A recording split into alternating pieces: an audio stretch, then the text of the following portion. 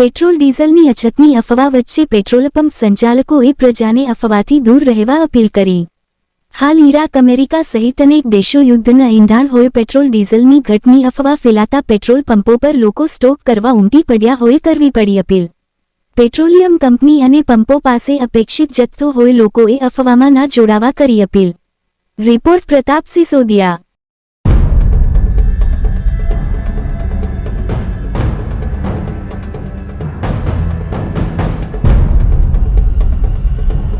દેવદાનભાઈ Kababhai, Iraq ને America ને યુદ્ધ ને હિસાબે પેટ્રોલ ડીઝલ ની અછત છે, પણ કેન્દ્ર સરકાર ને રાજ્ય સરકાર પેટ્રોલ ડીઝલ નો પુરવઠો પૂરતો રાખશે।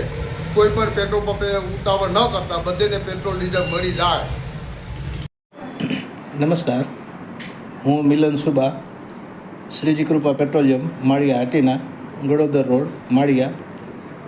હાલની પરિસ્થિતિમાં એવું છે કે પ્રજાઓમાં એવી ખોટી અફવાઓ ફેલાયેલી છે કે પેટ્રોલ ડીઝલની શોર્ટેજ થઈ જવાની છે, ભાવ ખૂબ વધવાના છે, પણ અમને એવું કોઈ હજી લગીને કાંઈ સૂચના છે નહીં કે કાંઈ એવી કોઈ પરિસ્થિતિ છે નહીં।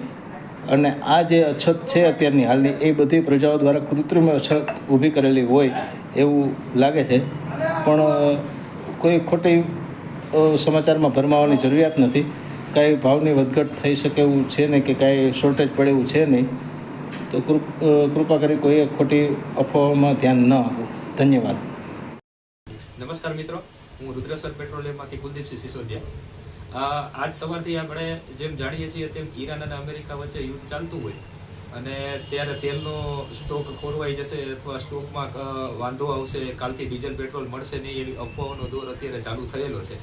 પરંતુ તમને જાણ કરવાની થાય કે આપણી સરકાર પાસે હજી પૂરતો સ્ટોક છે, આપણી રિફાઇનરીઓ પાસે પૂરતો સ્ટોક છે, એટલે સ્ટોકમાં હાલ કોઈ ખામી સર્જાય અથવા સપ્લાય ચેનમાં કોઈ ખામી સર્જાય એવી કોઈ શક્યતાઓ દેખાતી નથી, બરાબર। તો આપ સૌએ આ અફવાઓમાં દોરાઈ જઈ અને એટલું બધું હેરાનગતિ ભોગવવાની કોઈ જરૂર નથી, પૂરતો સ્ટોક બધી જગ્યાએ છે। તો આજના દિવસે કઈ ડેપોમાં ટેકનિકલ ખામીઓના કારણે ગાડી ભરાવામાં જે કંઈ વાર લાગી એટલે બધાને સ્ટોકને રંજાડગત લાગે છે કે સ્ટોક ખૂટશે તેવું, પણ અત્યારે હાલમાં કોઈ એવી શક્યતા દેખાતી નથી કે સ્ટોકમાં કોઈ ફેરફાર પડે, એટલે બધા અફવાઓમાં દોરાઈ ન જવું અને શાંતિથી આપનું કામ પાર પાડવું।